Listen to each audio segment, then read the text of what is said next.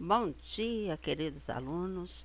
Hoje nós vamos ter nosso primeiro vídeo aula de 2021, que é uma aula de revisão.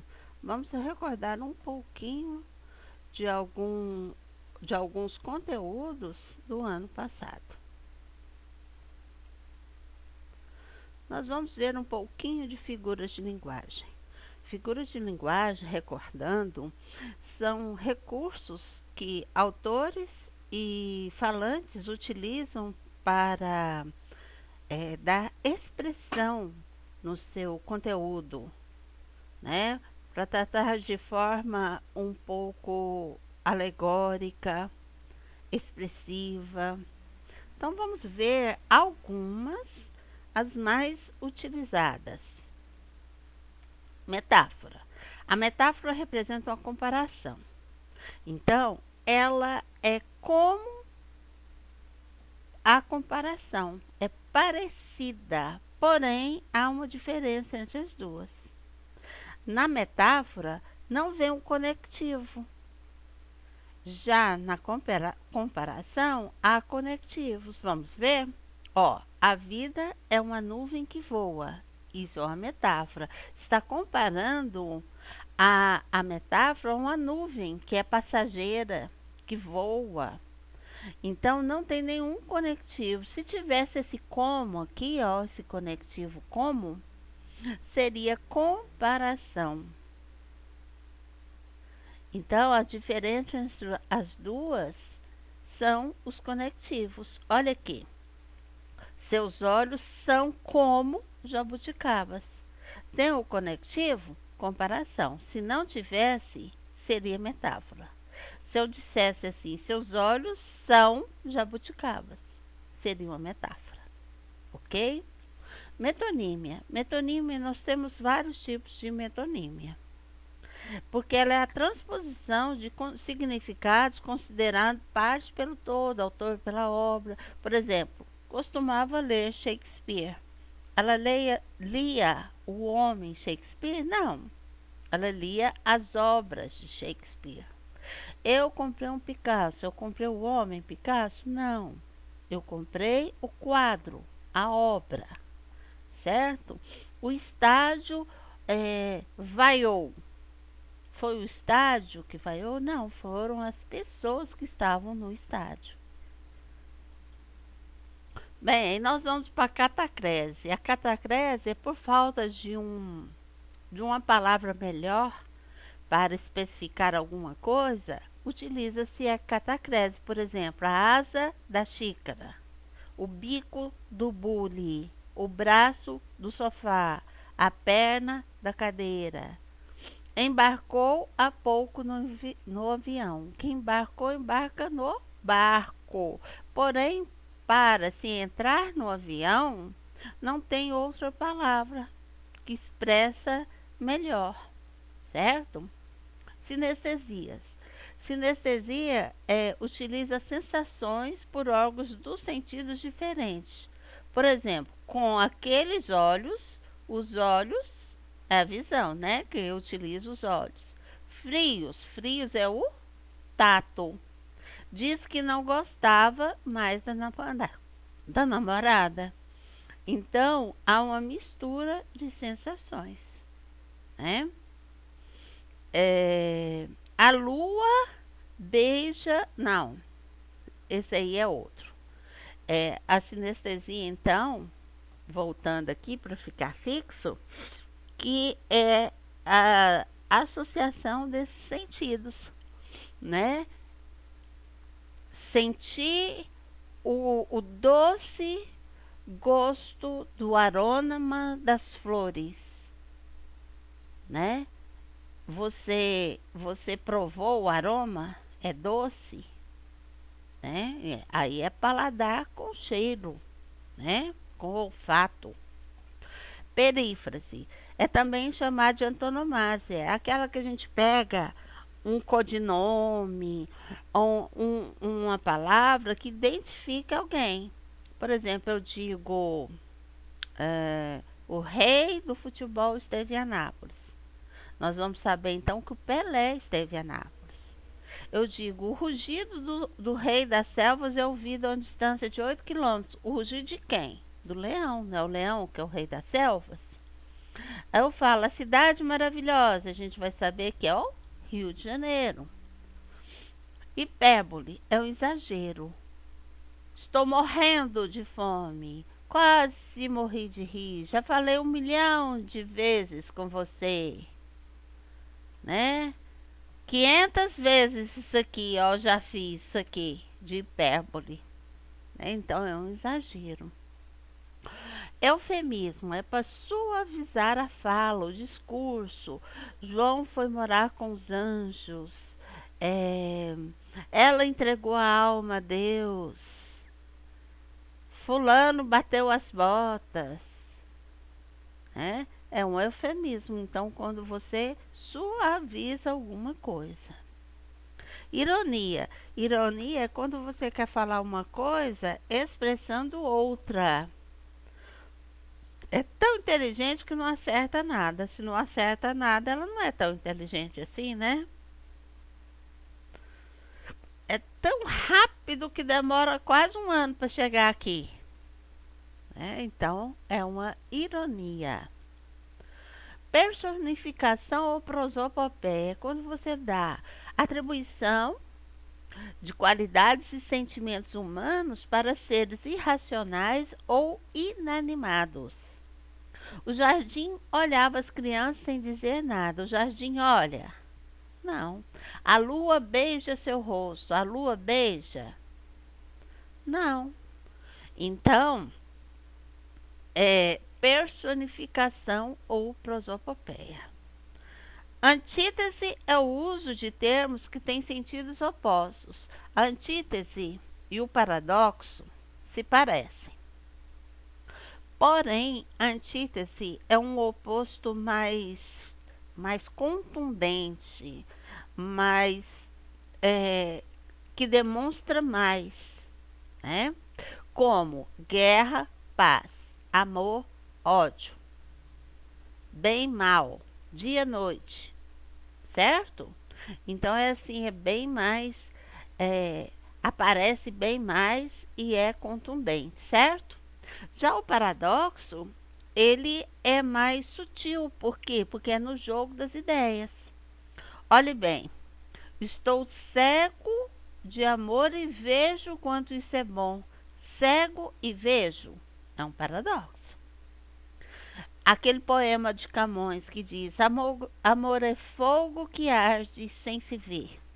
Como arde e não se vê? É ferida que dói e não se sente. Como que dói e não se sente? Né? Paradoxo. Onomatopeia é aquele que faz barulhos, imita sons. Tic-tac, toque-toque, trim. Não aguenta o tic-tac do relógio. Então é onomatopeia, tá? Bem te vi, né? Aliteração é a repetição de sons consonantais. O rato roeu a roupa do rei de Roma. Ok. Esse som consonantal. A sonância já é o som vocálico de vogais. O que o vago incógnito desejo de ser, eu mesmo de meu ser me deu. Ao tanto de e. Certo? Pleonasmo. Pleonasmo é repetição de palavra para intensificar. A mim me parece que isso está errado. A mim me parece. Olha, o tanto que intensificou. Então, parece-me que isso está errado. O amor divino de Deus. Se o amor é divino, já é de Deus. Agora, tem um pleonasmo vicioso, que é bem... não é muito aceitável na língua, né? Subir para cima, descer para baixo, né? Sair para fora. Isso aí é um pleonasmo vicioso. Bem, então aqui nós vimos as figuras de linguagem.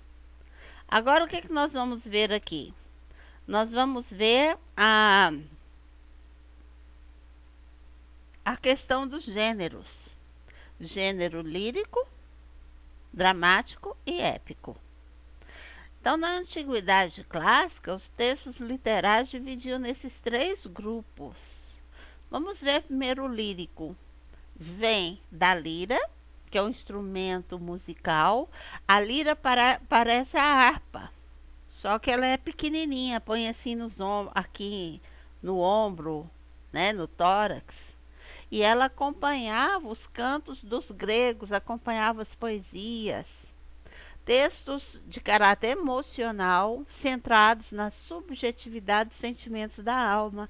É muito o eu lírico, que fala no gênero lírico, né? O emissor é personagem única desse tipo de mensagem. Então, quem fala lá no poema é o eu lírico. É diferente do autor. O autor pode ser um homem e o eu lírico ser uma voz feminina, certo? Tem essa diferença. Olha, aqui o autor é masculino e o eu lírico é feminino. Com açúcar, com afeto, Chico Buarque. Com açúcar, com afeto, fiz seu doce predileto para você parar em casa. Qual que?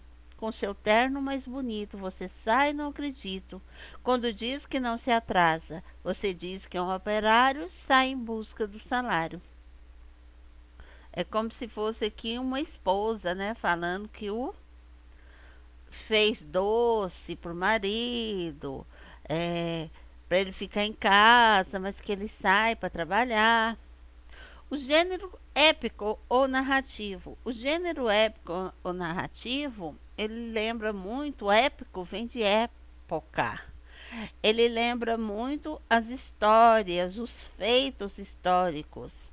Então a palavra epopeia vem do grego epos, verso mais poiô, faço, e se refere à narrativa em forma de versos, de um fato grandioso e maravilhoso que interessa a um povo. Então, antes tinha muito. Quando nós, por exemplo, estudamos lá no primeiro ano sobre os Lusíadas, que tinham 10 cantos, né? Contava os feitos de Portugal. Então, o que que acontece? Era uma narrativa, né? Um gênero épico ou narrativo. Traz feitos grandiosos, como eu falei, centrados na figura de um herói, tem a presença de um narrador. Segundo Aristóteles, a palavra narrada. No gênero épico, a palavra é narrada, né? Não sai sons, mas narração. Neste gênero, geralmente há a presença de figuras fantasiosas que ajudam ou atrapalham no curso dos acontecimentos. Igual lá nos Lusíadas, tinha o gigante Adamastor, o herói era o povo português. Então, geralmente tem a presença de mitologia greco-latina, né? Heróis mitológicos, heróis humanos. O gênero narrativo, que também está ali junto com o gênero épico, né? Porque é uma variante.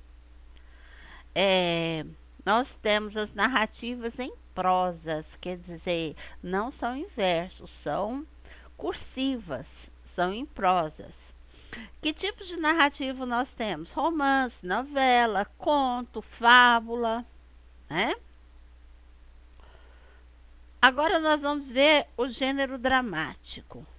Gênero dramático lembra drama, lembra teatro. Drama em grego significa ação.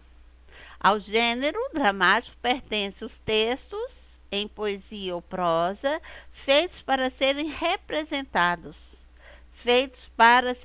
representados no teatro.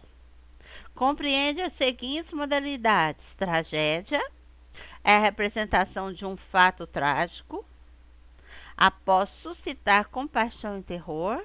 Comédia, a representação de um fato inspirado na vida, no sentimento comum, do riso fácil, né? Em geral, criticando os costumes. Quando eles faziam comédia, por exemplo, hoje ainda tem, né? Critica os políticos, né?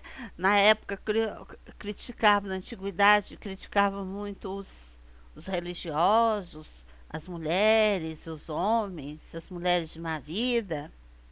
Tragicomédia, aqui é uma mistura do trágico com cômico, né? Geralmente misturava-se o real com o imaginário. A farsa, pequena peça teatral de caráter ridículo e caricatural, criticando a sociedade e seus costumes, baseia-se no lema latino: ridendo, castigar-se mores, rindo, corrige-se os costumes.